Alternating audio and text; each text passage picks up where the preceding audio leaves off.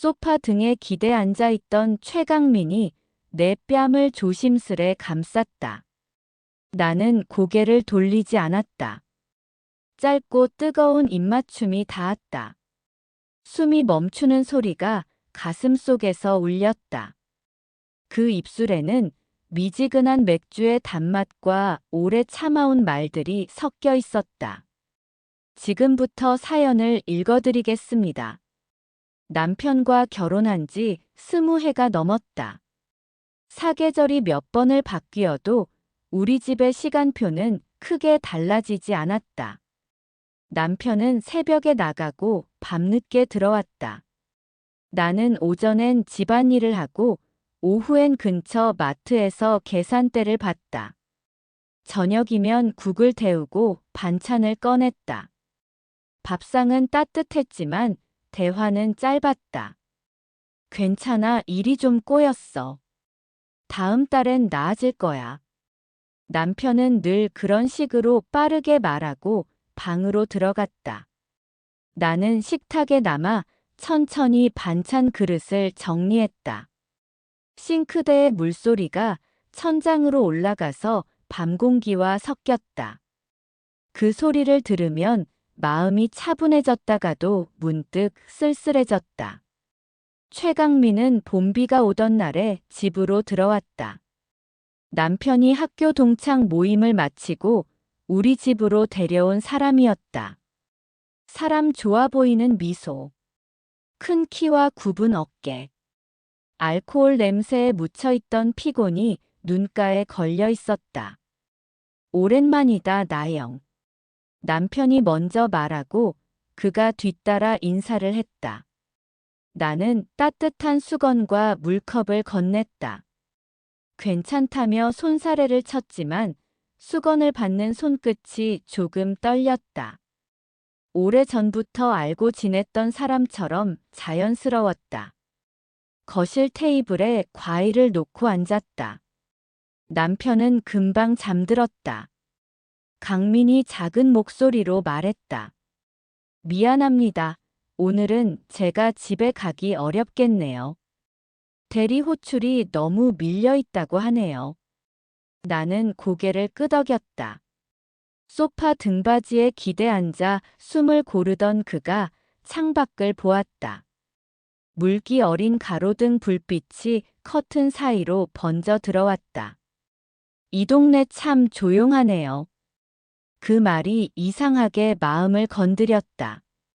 조용하다는 말이 이렇게 포근하게 들릴 줄 몰랐다. 그날 이후로 강민은 가끔 우리 집에 들렀다. 남편과 같이 들어올 때도 있었고 혼자 들를 때도 있었다. 가게 일이 늦어지면 남편 대신 들고 온 부품을 전해주기도 했다. 수조에 물이 잘 내려가지 않는다며 싱크대를 열고 엎드려 보기도 했다. 나사는 허술했고 고무 패킹은 낡아 있었다. 그가 드라이버를 천천히 돌릴 때 금속이 비비는 소리가 좁은 부엌에 울렸다. 나는 수건을 건넸다.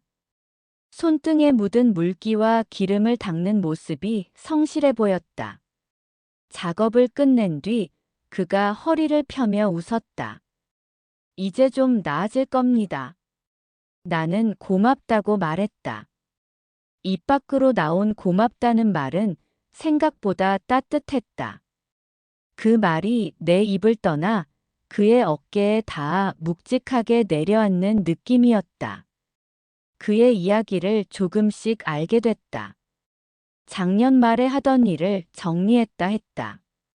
새로 시작하려고 하는데 쉽지 않다고 했다. 이 나이에 다시 뛰어보려니 겁도 난다며 웃었다. 웃음은 밝았지만 눈빛에는 오래 눌러둔 피로가 비쳤다. 나는 그의 나이를 떠올렸다. 남편과 동갑. 나와도 3살 차이. 숫자들이 머릿속에서 느리게 움직였다. 나이와 피로와 새로움이 한 줄로 서 있었다. 그 줄의 끝에서 누군가 기다리고 있는 것 같았다. 그게 나 같은 기분이 들었다. 어느 저녁엔 셋이서 야외 테이블에 앉아 고기를 구웠다. 남편은 전화를 받느라 자리를 자주 비웠다. 불판 위에서 고기가 지글거렸고 불빛이 고기의 기름을 타고 반짝였다. 강민은 젓가락으로 노릇해진 가장자리를 내 접시에 옮겨주었다. 잘 익은 부분만 골라주는 습관이 있는 사람 같았다. 나는 고개를 끄덕였다. 먹으면서 문득 생각했다. 오랜 시간 식탁을 차리고 비우고 치우는 일을 반복했다. 누군가가 내 접시에 제일 먹기 좋은 한 점을 올려준 날은 많지 않았다. 그날 밤 설거지를 하며 그 한 점의 온도를 오래 떠올렸다. 따뜻했고 부드러웠고 오래 남았다. 관계가 엮이는 건 의도보다 습관에서 온다는 말을 들은 적이 있다. 사소한 부탁과 사소한 배려가 서로의 자리로 길을 낸다. 그 길은 처음엔 좁고 불확실하다. 그러다 어느 날 문득 익숙해진다. 그날도 그랬다. 남편이 늦는다고 연락이 왔다. 마트에서 돌아와 장바구니를 부엌 바닥에 내려놓는데 허리에 힘이 빠져 주저앉을 뻔했다. 문이 울렸다. 강민이었다. 지나가다 불 꺼진 줄 알고 초인종을 눌렀다고 했다. 나는 웃으며 문을 열었다. 그가 장바구니를 안으로 들여주었다. 둘이서 조용히 물건을 정리했다. 젓가락과 수저통, 라면과 휴지, 바닥에 떨어진 영수증을 줍는 손끝이 부딪혔다. 짧은 순간이었다. 둘 다 손을 거두고 같은 방향을 바라봤다. 냉장고의 작은 불이 눈을 찔렀다. 나는 물컵을 2잔 꺼냈다. 그는 한 잔을 들어 조용히 마셨다. 컵이 식탁에 내려앉는 소리가 유난히 맑게 울렸다. 그날 밤 방으로 들어가 누웠다. 천장에 선이 보였다. 미세한 금처럼 길게 이어져 있었다. 눈으로 쫓아가다 보니 선은 창가에서 사라졌다. 나는 눈을 감고 심장의 박동을 셌다. 하나, 둘, 셋. 숫자 사이로 생각이 끼어들었다. 남편의 얼굴. 강민의 웃음. 내 손등을 스친 따뜻한 감각. 숫자는 금세 흐려졌다. 잠은 얕았다. 다음 주말엔 동네 축제가 있었다. 나는 노점 일을 거들고 남편은 마감 때문에 나오지 못했다. 저녁 무렵 강민이 나타났다. 조끼 주머니에서 작은 손소독제를 꺼내 내 손에 건넸다. 사람이 많으니 조심하라는 말과 함께였다. 나는 가볍게 고개를 숙였다. 그는 멀찍이 서서 내 자리 주위를 지켜봤다. 돈을 받다 보니 손이 바빠서 가끔 거스름돈을 틀렸다. 그때마다 그가 미리 바꿔둔 동전을 내밀었다. 고맙다는 말을 몇 번이나 반복했다. 해가 지고 바람이 서늘해지자 그는 내 어깨에 얇은 점퍼를 걸쳐주었다. 나는 반사적으로 점퍼를 잡아 끌어당겼다. 천의 냄새가 낯설지 않았다. 세탁세제의 향과 어른 남자의 체온이 섞여 있었다. 그 순간 목이 조여왔다. 나는 눈을 돌렸다. 불꽃놀이가 시작되기 전이었다. 사람들이 하늘을 바라보며 웅성거렸다. 하늘은 아직 어두워지지 않았고 그 사이에서 내 마음은 이미 밤이었다. 축제가 끝나고 상자를 정리했다. 팔과 허리가 뻐근했다.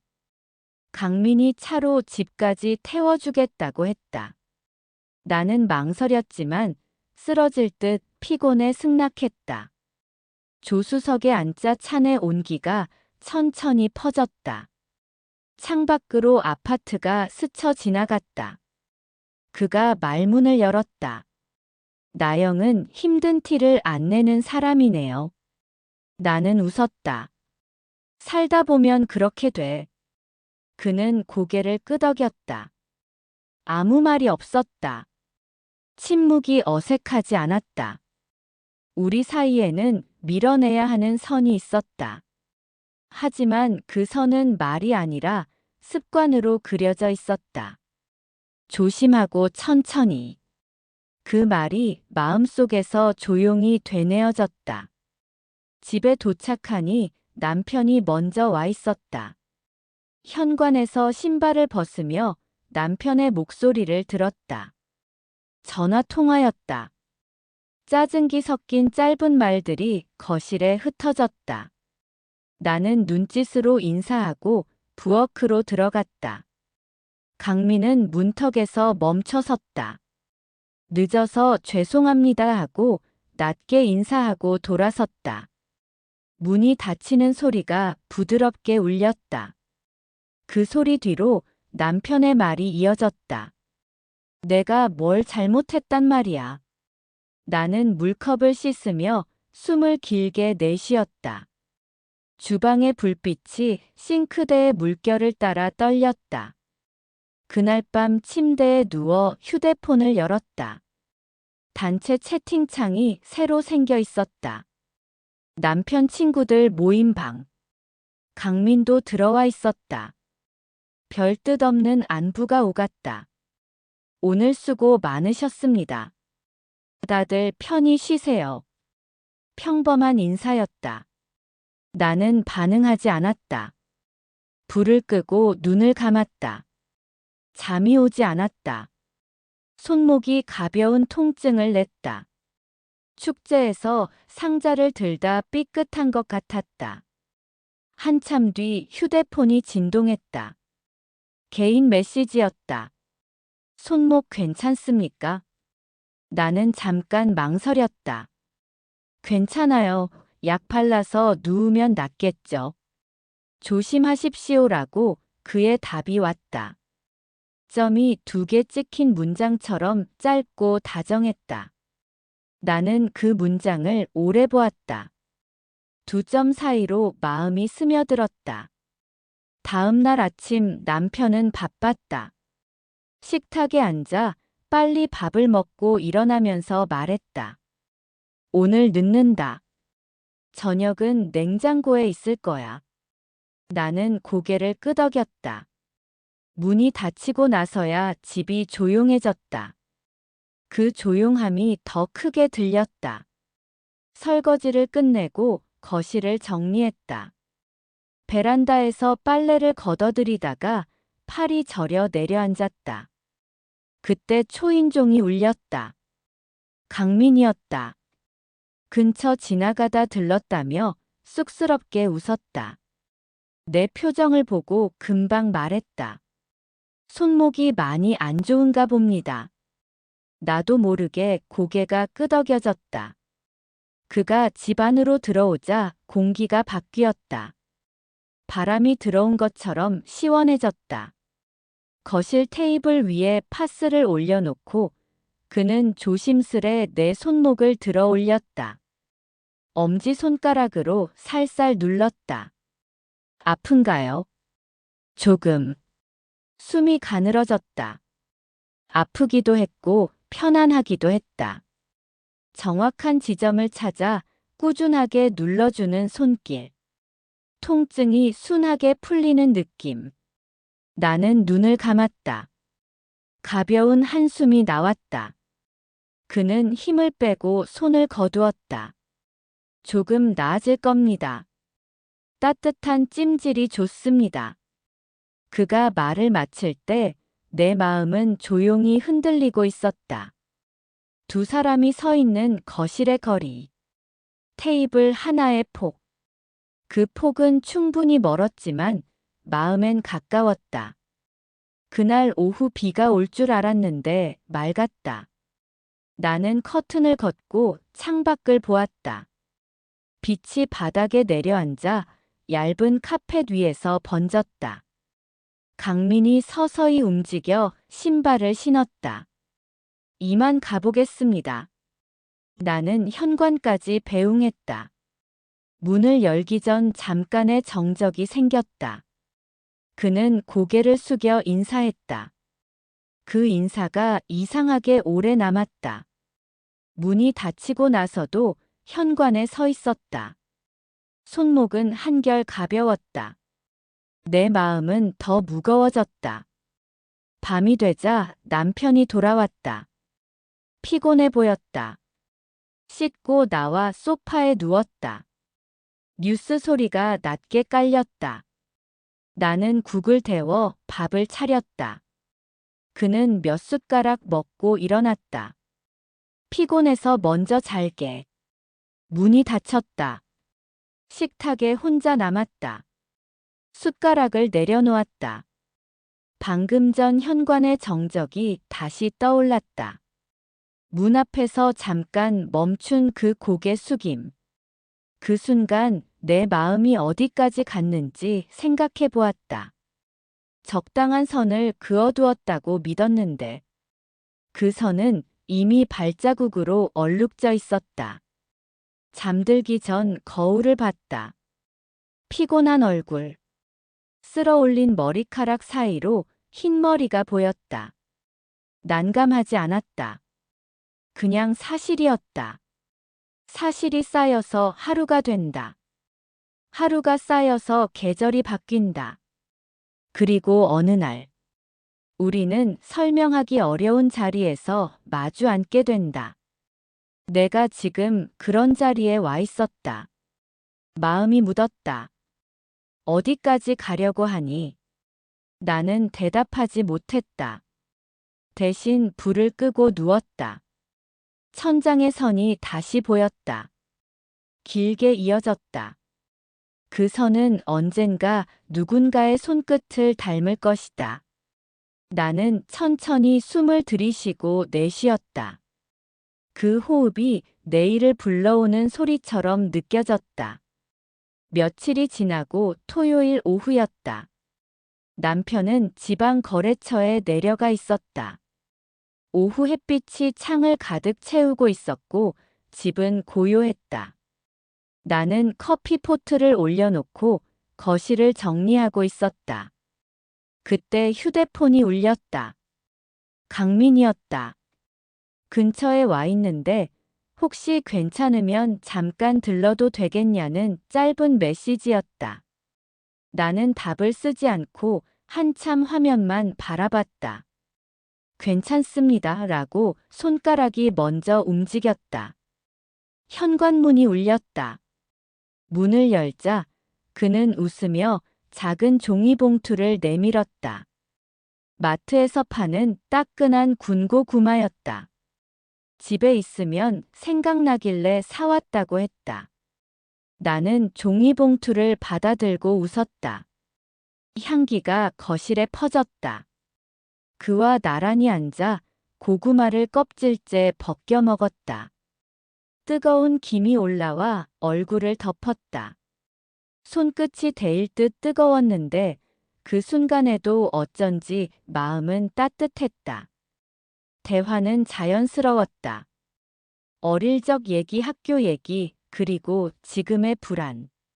나는 그의 이야기를 듣다 보니 마음 한쪽이 뚜렷해졌다.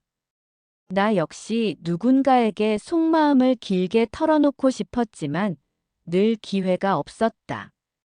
남편은 대화보다는 일 얘기에 묶여 있었고 친구들에게조차 쉽게 말할 수 없는 감정들이 있었다.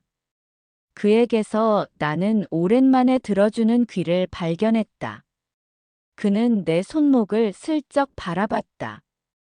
괜찮냐고 묻자 나는 아직 뻐근하다고 말했다. 그러자 그는 파스를 꺼내며 다시 붙여주겠다고 했다. 나는 망설였지만 손목을 내밀었다. 그의 손이 내 파리를 천천히 따라 움직였다. 바른 손길은 조심스러웠고 따뜻했다. 숨이 미세하게 흔들렸다. 나는 그 순간 내 몸이 얼마나 오랫동안 이런 터치에 굶주려 있었는지 깨달았다. 고구마 껍질이 테이블 위에 흩어져 있었다. 창밖에서 바람이 불어와 커튼이 흔들렸다. 그는 내 얼굴을 바라보다가 천천히 손을 올렸다. 내 뺨을 감쌌다. 나는 고개를 돌리지 않았다. 짧은 입맞춤이 닿았다. 심장이 크게 울렸고 몸은 얼어붙은 듯 움직이지 못했다. 입술이 떨어지자 방 안 공기가 달라져 있었다. 미안합니다. 그가 낮게 속삭였다. 나는 아무 대답도 하지 못했다. 고개를 숙이고 손가락을 꼭 쥐었다. 그러나 몸 어딘가에서 멈춰 있던 시계가 움직이기 시작한 것처럼 느껴졌다. 그날 이후로 우리는 더욱 조심스러워졌다. 연락은 짧았다. 괜찮으세요? 잘 지내시죠? 그 이상의 말은 없었다. 하지만 눈빛은 달랐다.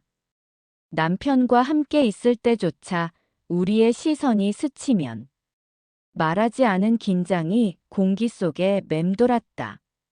어느 저녁 남편이 술자리에 가며 강민에게 대신 나를 집까지 데려다 달라고 했다. 나는 차에 올랐다. 창밖 불빛이 빠르게 스쳐 지나갔다. 둘 사이의 대화는 짧았지만 숨결은 길었다. 집 앞에 도착했을 때 나는 내려야 하는데 몸이 움직이지 않았다. 그도 손을 떼지 않고 핸들을 잡은 채 그대로 앉아 있었다. 정적이 흘렀다. 우리는 아무 말 없이 서로를 바라봤다. 그 순간 이미 모든 선은 희미해져 있었다. 그날 밤 나는 잠들지 못했다. 남편이 옆에서 깊은 잠에 빠져 있을 때 나는 눈을 뜨고 천장을 보았다. 가슴이 요동쳤다. 머리로는 안 된다고 수십 번 되뇌었지만 마음은 이미 다른 쪽을 향하고 있었다. 내일이 오면 달라질까? 아니, 오늘이 벌써 너무 달라져 버린 건 아닐까? 일요일 저녁이었다. 남편은 거래처 모임 때문에 늦는다고 했다. 나는 홀로 저녁을 준비하다가 괜히 싱크대 앞에 서서 손끝만 만지작거렸다. 휴대폰 화면이 켜졌다. 강민에게서 짧은 메시지가 왔다. 혹시 지금 괜찮냐는 내용이었다. 나는 답을 하지 못했다. 심장이 두근거려 손에 힘이 들어가지 않았다. 그런데 이미 문 앞에 그가 서 있었다. 조용히 벨을 눌렀다. 나는 천천히 문을 열었다. 그는 말없이 들어왔다. 작은 봉지에 와인과 치즈를 들고 있었다. 우리는 거실 불을 낮추고 식탁에 마주 앉았다. 잔에 와인을 따르고 마주 보았다. 잔이 부딪히는 소리가 은근히 크게 울렸다. 그 순간 긴장이 끊어졌다. 서로의 시선이 길게 이어졌다. 강민이 조심스레 내 손등을 덮었다. 나는 빼지 않았다. 온몸이 뜨겁게 달아올랐다. 말이 필요 없었다. 그는 천천히 다가왔다. 입술이 포개졌다. 이번엔 짧지 않았다. 깊고 길게 이어졌다. 숨결이 섞였다. 나는 떨리는 손으로 그의 어깨를 붙잡았다. 그는 내 허리를 끌어안았다. 몸이 가까워지자 더는 거부할 수 없었다. 머릿속에서는 수십 번 안 된다고 외쳤지만 심장은 이미 무너져 있었다. 거실 소파에 앉아있던 우리는 어느새 서로의 옷깃을 풀고 있었다. 손끝이 스치자 전류처럼 몸이 흔들렸다. 나는 눈을 감았다. 낯설고 금지된 열기가 온몸을 덮쳤다. 시간이 멈춘 듯한 순간이었다.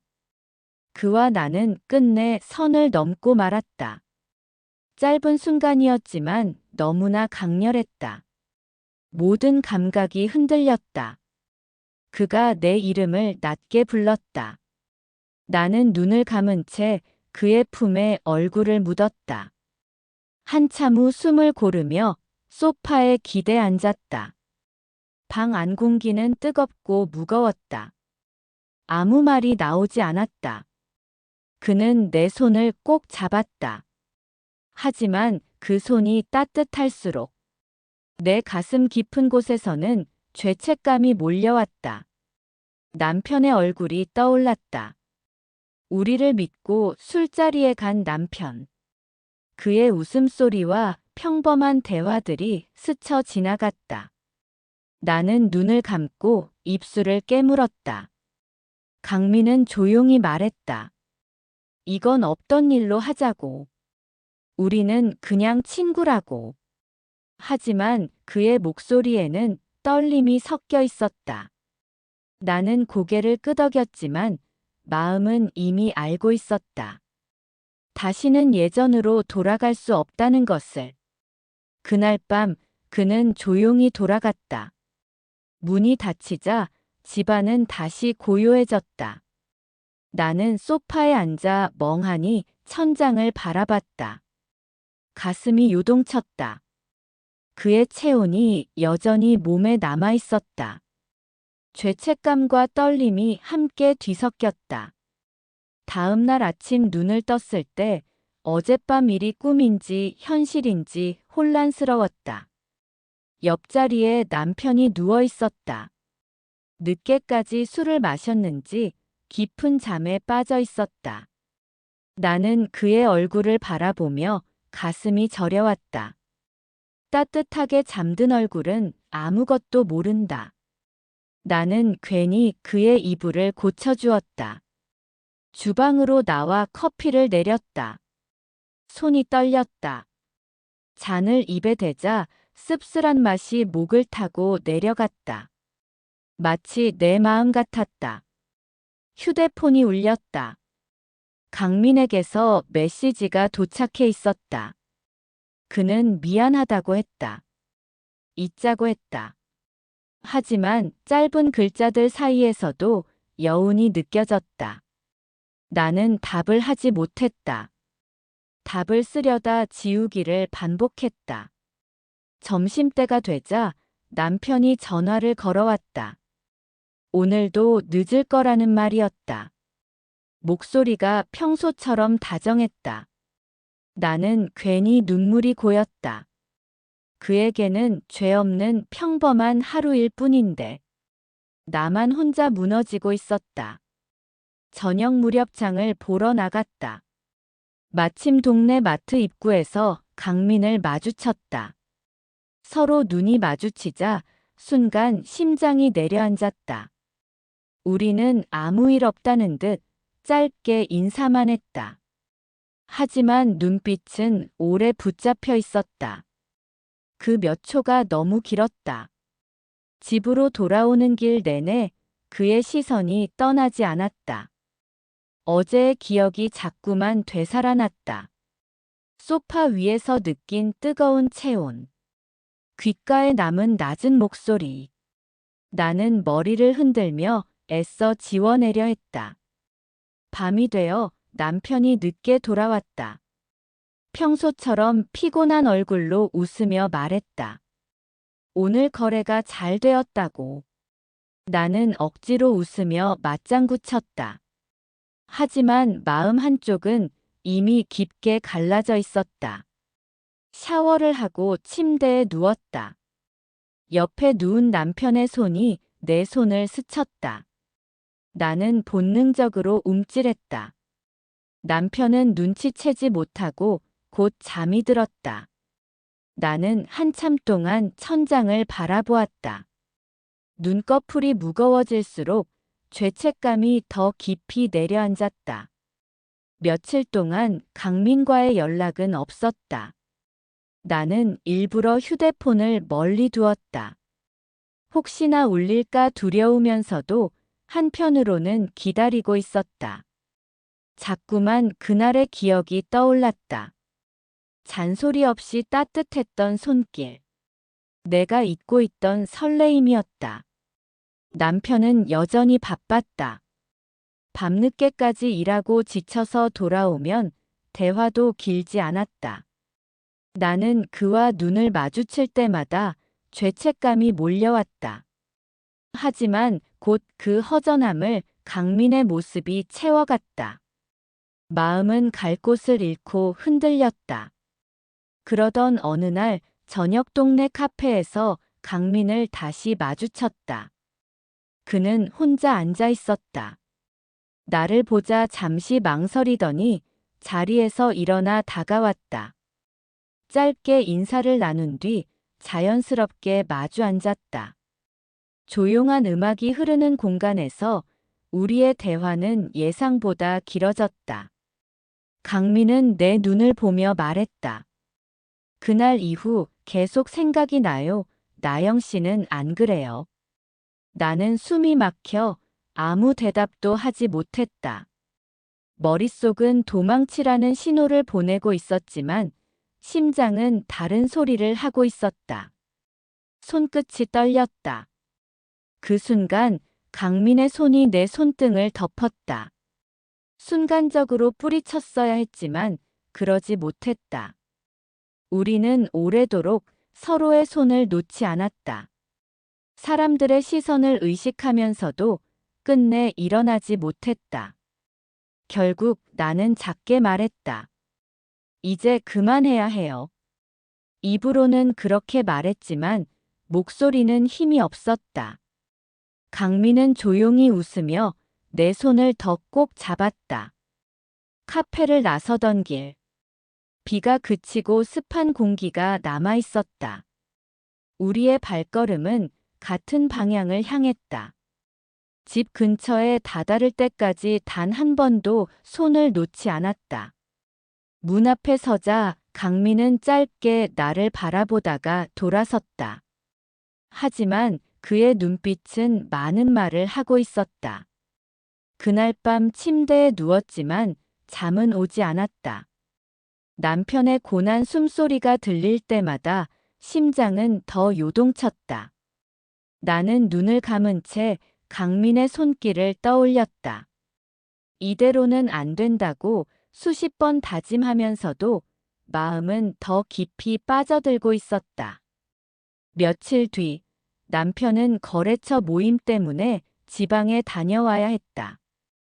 이틀 동안 집을 비운다는 말에 나는 알 수 없는 두려움과 설렘을 동시에 느꼈다.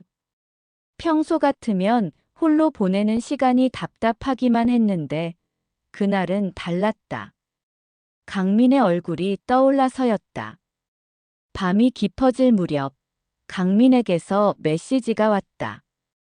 혹시 괜찮다면 잠깐 볼 수 있을까요? 짧은 문장이었지만 내 심장은 거칠게 뛰었다. 손끝이 떨리며 휴대폰을 쥐었다. 머리는 안 된다고 외쳤지만 손가락은 이미 답장을 보내고 있었다. 와도 돼요. 얼마 지나지 않아 초인종이 울렸다. 문을 열자 강민이 서 있었다. 편안한 옷차림이었지만 눈빛은 진지했다. 우리는 아무 말 없이 거실에 마주 앉았다. 짧은 침묵 끝에 강민이 먼저 입을 열었다. 계속 이렇게 참고만 살 순 없을 것 같아요. 나영 씨도 그렇잖아요. 그 말에 내 심장은 무너졌다. 나는 고개를 숙인 채 아무 말도 하지 못했다. 그 순간 강민이 다가와 내 어깨를 감쌌다. 몸이 굳었지만 곧 힘이 빠져나갔다. 머리가 아닌 마음이 선택하고 있었다. 입술이 닿는 순간 모든 저항이 무너졌다. 처음에는 조심스러웠지만 이내 격해졌다. 떨리는 손길이 내 얼굴을 감싸고 나는 눈을 감았다. 금기의 벽을 허무는 순간 죄책감과 황홀함이 동시에 밀려왔다. 거실 불빛 아래 숨소리가 겹쳐지며 시간은 멈춘 듯 흘렀다. 그날 밤 우리는 결국 선을 넘었다. 내가 끝내선 안 될 곳에 발을 디딘 것이다.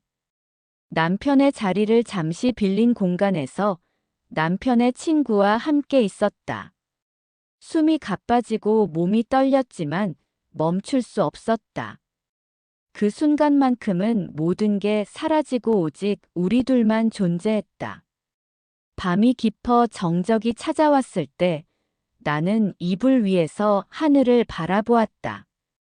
강민의 손길은 따뜻했지만 내 마음은 차갑게 흔들리고 있었다. 이제 돌아갈 수 없구나. 속으로 그렇게 중얼거렸다. 그런데도 이상하게 눈물이 나지 않았다. 오히려 오래 잊고 있던 설렘과 욕망이 다시 깨어난 듯 했다. 그날 밤 이후 나는 더 이상 예전의 내가 아니었다. 거울 속의 내 얼굴은 어쩐지 달라 보였다. 눈빛이 깊어졌고 입술에는 지워지지 않는 흔적이 남아 있었다. 나는 여전히 아내였고 한 아이의 엄마였지만 동시에 비밀을 가진 여자가 되어 있었다. 남편은 출장에서 돌아와도 아무것도 눈치채지 못했다. 평소처럼 웃으며 나를 안고 아이와 놀아주었다.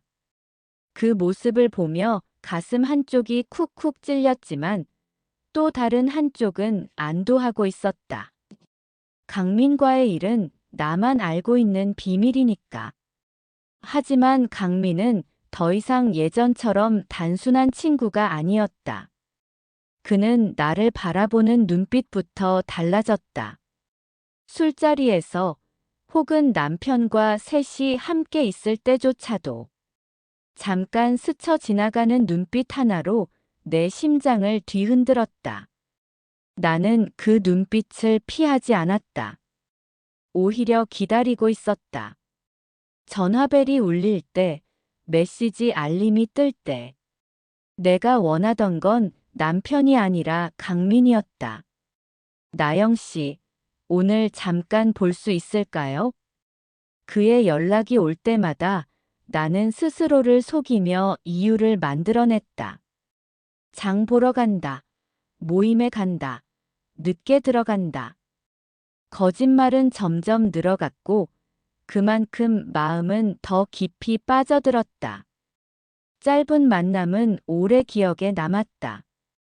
차 안에서 손을 잡고 어두운 골목길에서 스치듯 안아주던 순간. 짧은 입맞춤 하나가 하루 종일 내 머릿속을 차지했다. 나는 더 이상 평범한 일상으로 돌아갈 수 없음을 알았다. 그러나 두려움은 항상 뒤따랐다. 혹시 누군가 우리를 보지는 않았을까? 혹시 남편이 알게 되지는 않을까?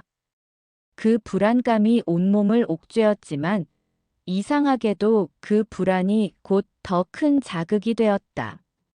숨죽여 나누는 대화, 몰래 주고받는 시선, 누구에게도 들켜선 안 되는 미래. 그 모든 게 나를 더욱 강민에게 끌리게 했다.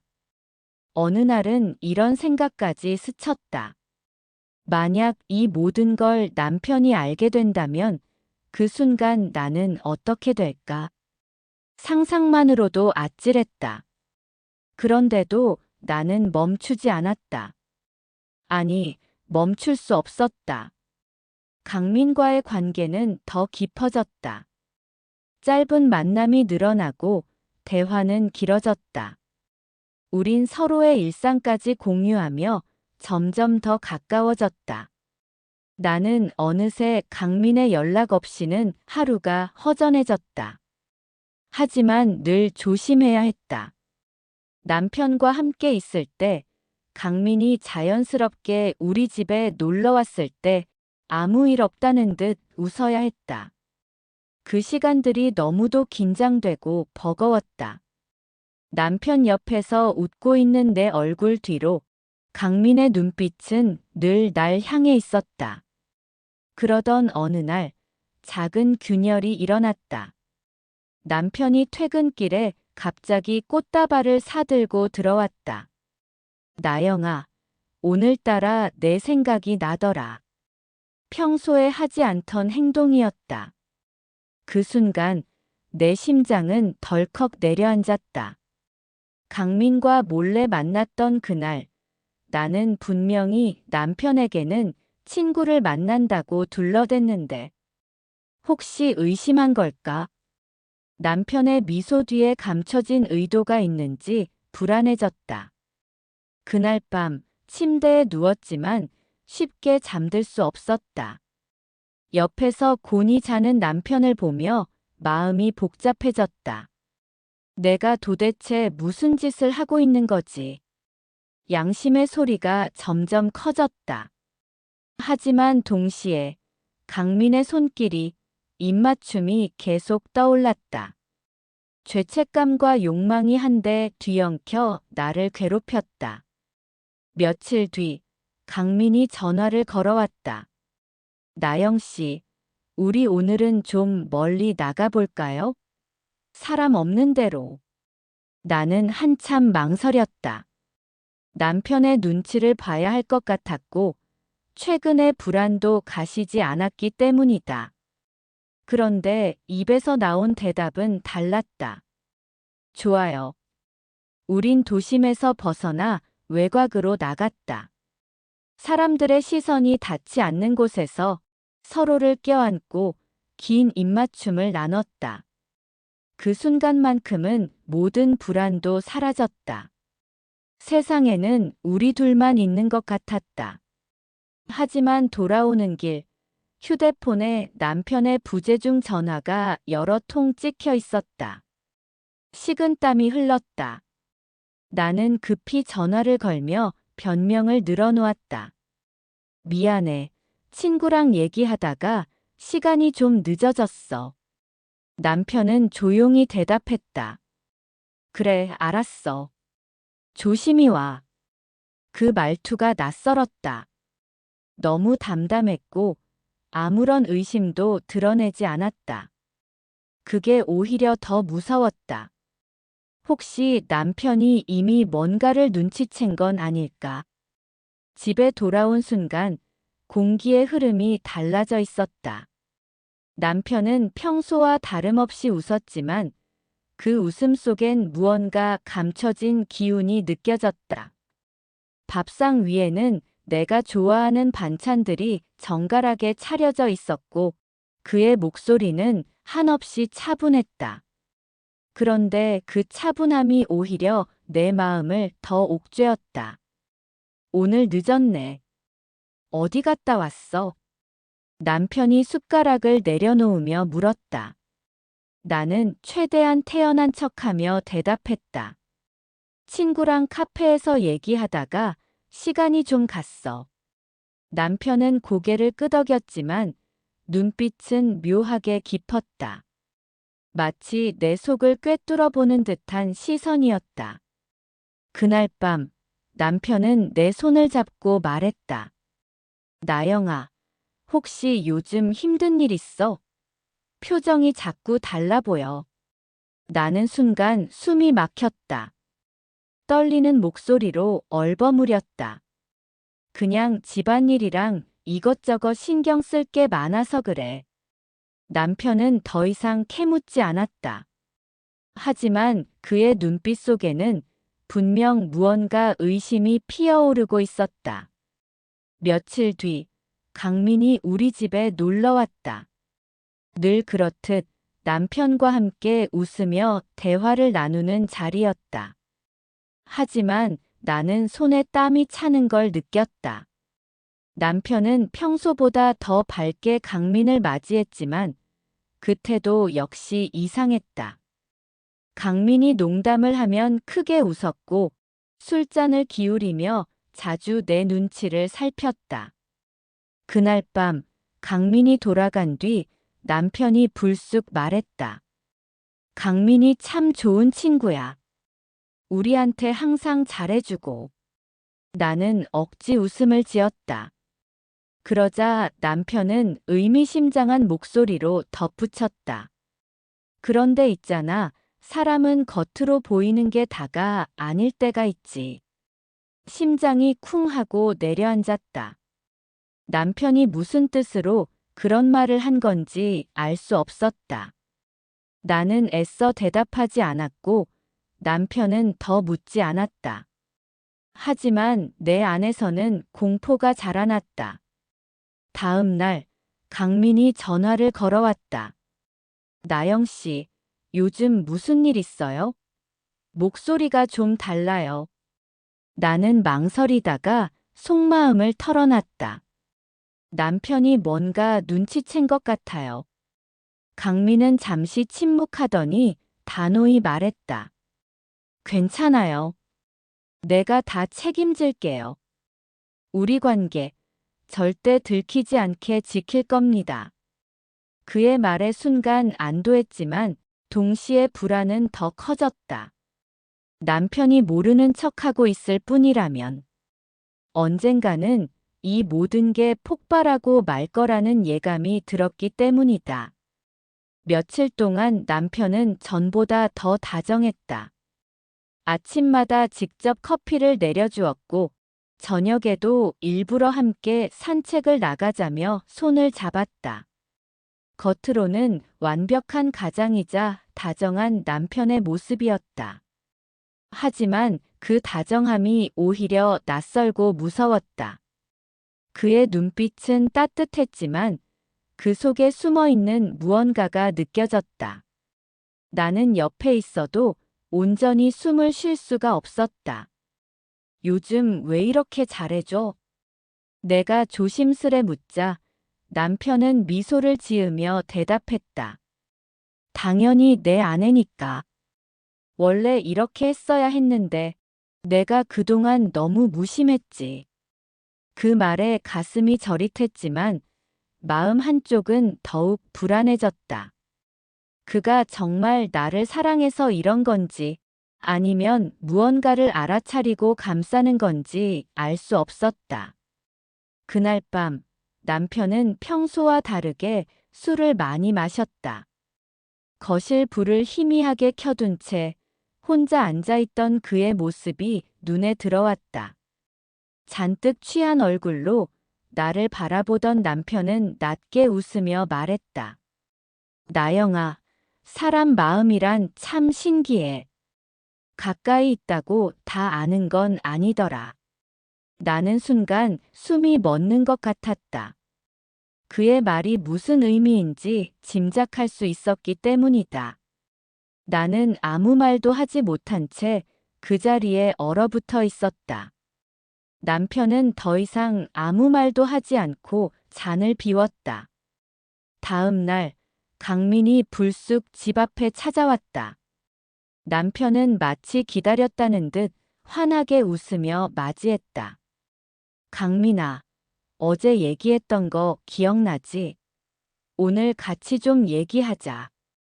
나는 그 순간 등줄기가 서늘해졌다. 남편이 무슨 이야기를 하려는 건지 전혀 감을 잡을 수 없었다. 강민은 잠시 내 눈을 바라봤다. 그 눈빛 속에는 불안과 결심이 동시에 담겨 있었다. 그리고 곧장 남편의 뒤를 따라 집 안으로 들어갔다. 나는 숨이 막히는 듯 두 사람을 바라볼 수밖에 없었다. 거실 문이 닫히는 순간 내 심장은 미친 듯이 뛰기 시작했다. 남편이 정말 모든 걸 눈치챈 건 아닐까? 그리고 오늘 진실이 드러나 버리는 건 아닐까? 거실 문이 닫히자 집안은 이상할 정도로 고요했다. 나는 부엌에 서서 작은 소리라도 들리길 기다렸다. 하지만 두 사람의 목소리는 낮게 깔려 있었고 단어 하나조차 제대로 들리지 않았다. 그 정막이 오히려 내 마음을 더욱 불안하게 만들었다. 한참이 지나자 남편의 낮은 목소리가 희미하게 흘러나왔다. 강민아, 우리가 오래 알고 지냈지. 그래서 묻는 거야. 솔직하게 대답해줘. 혹시 나영과 너 뭔가 있었니? 그 순간 온몸이 얼어붙었다. 내 심장이 귀 옆에서 요란하게 뛰고 손끝이 차갑게 식어갔다. 나는 지금 당장이라도 뛰어들어가고 싶었지만 발이 바닥에 붙은 듯 움직이지 않았다. 잠시 침묵이 흐른 뒤 강민의 목소리가 떨리며 들려왔다. 도현아, 그게 너한테는 정말 미안한 얘기인데.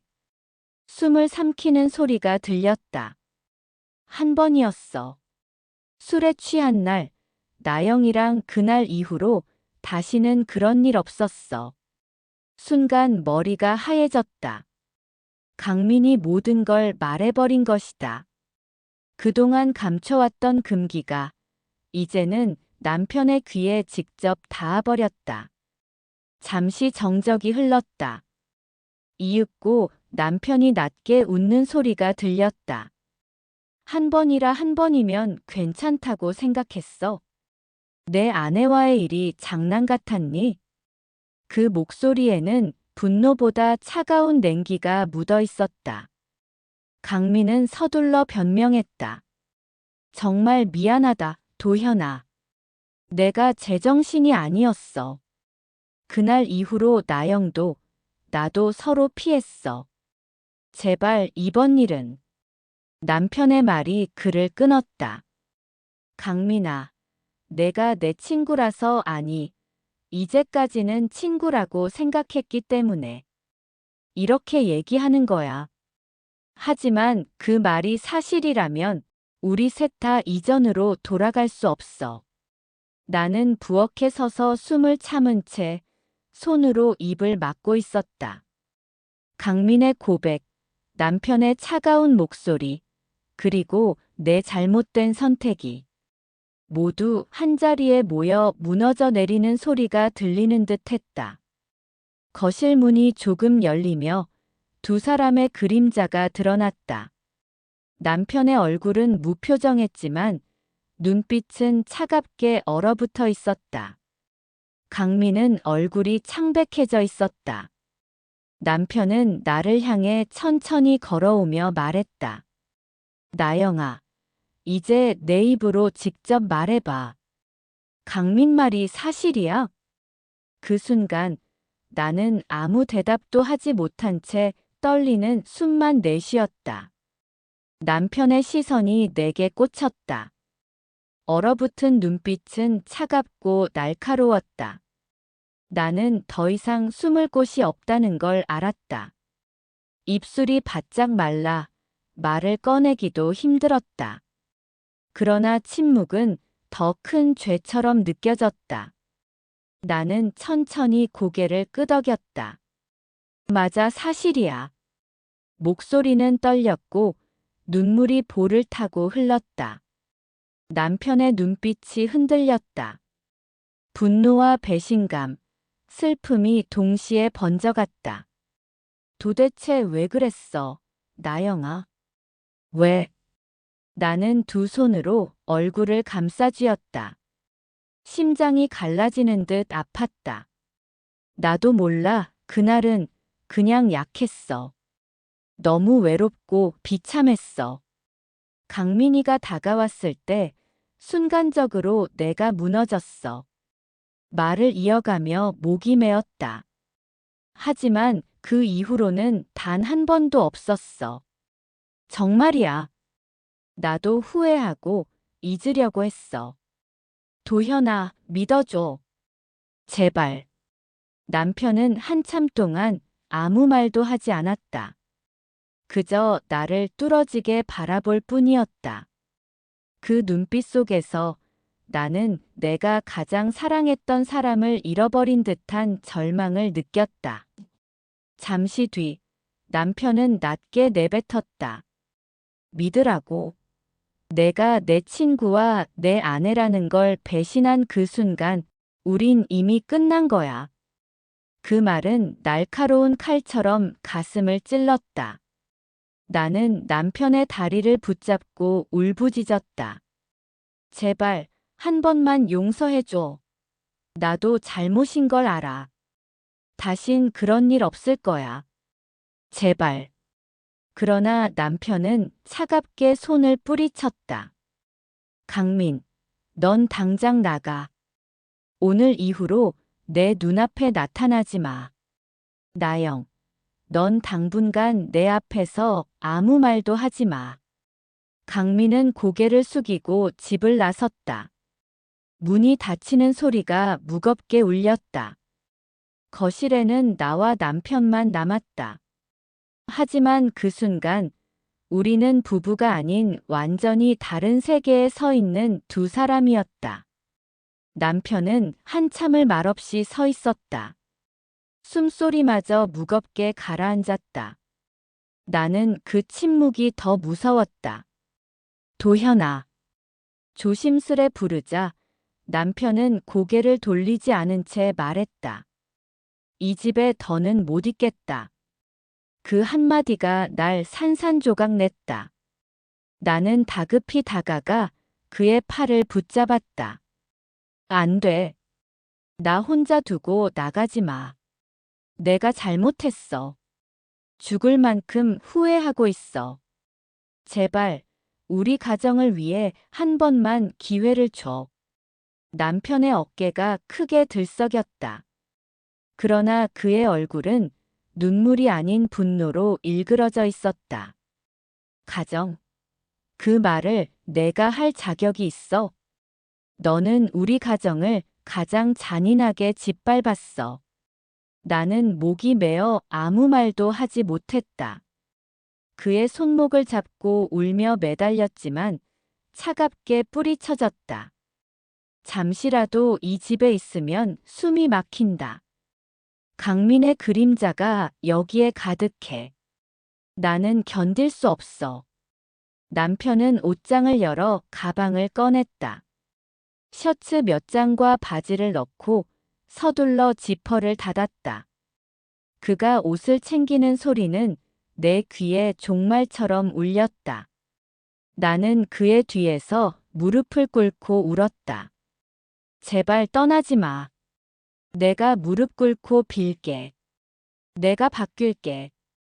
다시는 어떤 일도 없을 거야. 그러나 남편은 흔들리지 않았다. 지금은 내 말을 믿을 수 없어. 시간이 필요해. 나도, 너도. 그는 가방을 메고 현관으로 향했다. 나는 발소리를 따라 기어가듯 달려가 그의 다리를 붙잡았다. 도현아, 제발. 그가 천천히 고개를 숙였다. 눈빛은 차갑지만 그 안에 미묘한 슬픔이 스쳤다. 나영아, 내가 얼마나 후회하는지 시간이 증명해라. 그 전엔 난 돌아오지 않을 거다. 문이 열리고 닫히는 소리가 울려 퍼졌다. 나는 텅 빈 현관 앞에 주저앉아 울부짖었다. 그 울음은 집안에 메아리 쳤지만 대답해주는 이는 아무도 없었다. 현관문이 닫히고 난 후 집안은 무겁게 가라앉았다. 마치 시간이 멈춘 듯 모든 소리가 사라졌다. 나는 그 자리에 무너져 앉아 흐느끼는 것조차 멈출 수가 없었다. 거실 시계 초침 소리가 또렷하게 들렸다. 평소에는 신경 쓰지 않던 소리인데 지금은 그 초침이 내 가슴을 찌르는 것 같았다. 텅 빈 집, 남편의 흔적이 사라진 공간은 너무나도 낯설었다. 식탁 위에는 남편이 아침에 마시던 커피잔이 아직 놓여 있었다. 입술이 닿았던 흔적이 선명했지만 그조차 이젠 다시 볼 수 없다는 사실이 날 더 아프게 했다. 나는 무심코 그 잔을 들고 입술에 가져다 댔다. 커피는 이미 차갑게 식어 있었지만 그 순간만큼은 남편이 곁에 있는 듯 착각하고 싶었다. 거실 소파에 앉아 눈을 감자 며칠 전 일이 떠올랐다. 남편과 나란히 앉아 드라마를 보며 웃던 모습. 사소한 대화와 그의 따뜻한 손길. 그 모든 게 너무 생생해서 더 이상 되돌릴 수 없다는 현실이 가혹하게 느껴졌다. 나는 휴대폰을 집어들고 남편 번호를 눌렀다.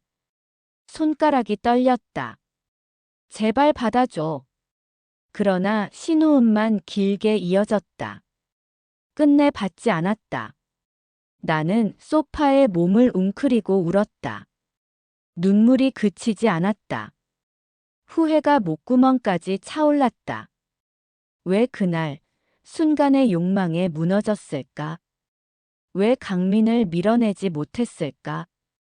밤이 깊어갔다. 불도 켜지 않은 집안은 차갑게 식어갔다.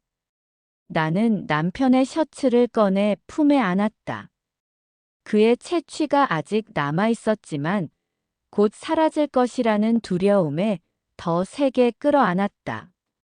한밤중에도 휴대폰을 붙들고 수십 번이나 남편에게 메시지를 보냈다. 돌아와줘. 내가 잘못했어. 정말 2번 다시 그런 일 없을 거야. 당신 없으면 난 아무것도 못해. 하지만 답장은 오지 않았다. 그 차가운 무응답이 나를 절망의 구렁텅이로 밀어 넣었다. 창밖을 보니 가로등 불빛만 덩그러니 서 있었다. 나는 그 불빛을 멍하니 바라보다가 무너져 내리듯 잠이 들었다. 눈을 감으면서도 귓가에는 남편의 마지막 말이 맴돌았다. 시간이 필요해. 그 말이 희망일지, 끝내 돌아오지 않겠다는 선고일지. 나는 알 수 없었다. 문이 닫히던 소리가 아직 귀에 남아있다. 현관 앞 바닥은 차갑고 나는 일어날 힘도 없었다. 집은 한밤의 수족관 같았다. 아무 소리도 없는데 심장 소리만 크게 들렸다.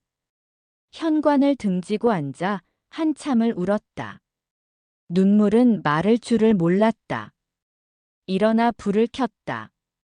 거실 테이블엔 도현의 열쇠고리가 남아있었다. 집을 나가며 일부러 두고 간 듯했다. 나는 손으로 쓸어 담았다. 주머니가 묵직해졌다. 부엌에 앉아 물을 마셨다. 컵 가장자리에 금이 가 있었다. 우리 사이도 저 금처럼 벌써 오래전에 갈라져 있었던 건 아닐까? 나는 서랍에서 봉투를 꺼내 종이를 폈다. 사과문을 썼다. 첫 줄이 자꾸 번졌다. 손등으로 문질러도 글씨가 망가질 뿐이었다. 종이를 접어 봉투에 넣었다. 보내지 못할 편지였다. 새벽에 휴대폰이 진동했다. 강민이었다. 미안하다는 말. 책임지겠다는 말. 다시 내 앞에 서지 않겠다는 말. 짧은 문장이 번갈아 왔다. 나는 답하지 않았다. 알림창만 지웠다. 손가락이 떨렸다. 동이 틀 때까지 침대에 눕지 못했다. 창틀을 타고 들어오는 찬 공기가 얼굴을 식혔다. 나는 마음속으로 되뇌었다. 오늘은 살아남자. 그 말이 겨우 숨을 붙잡아 주었다. 다음 날 정오 무렵 문자 하나가 도착했다. 시간이 더 필요하지만 정리는 시작하자는 내용이었다. 감정의 언어는 없었다. 현실의 단어들만 놓여 있었다. 양해, 정리, 서류. 나는 화면을 오래 바라봤다. 대답을 쓰다 지웠다. 쉽지 않다는 말만 겨우 보냈다. 오후에는 혼자 세탁기를 돌렸다. 빨래가 물속에서 돌 때마다 다짐이 함께 회전했다. 다시는 거짓말하지 말자. 연락을 끊자. 도망치지 말자.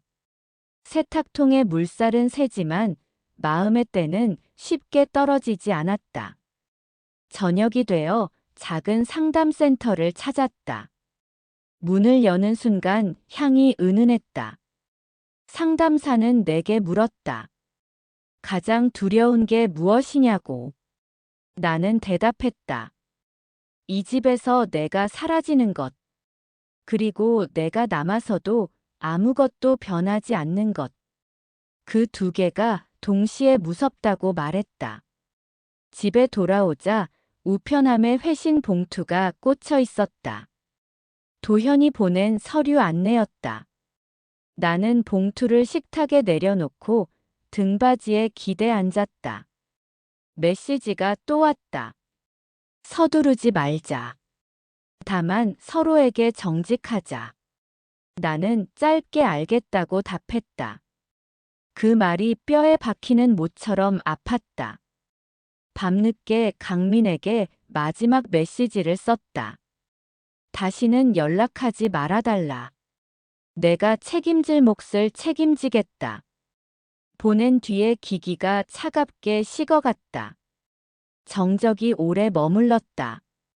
낮에 카페 구석 자리에 앉았다. 강민은 늦지 않았다. 창밖으로 햇빛이 촘촘히 내려앉았다. 우리는 한동안 아무 말이 없었다. 먼저 입을 열었다. 여기까지가 끝이다. 강민의 목젖이 미세하게 움직였다. 그는 고개를 끄덕였다. 미안하다고 말했다.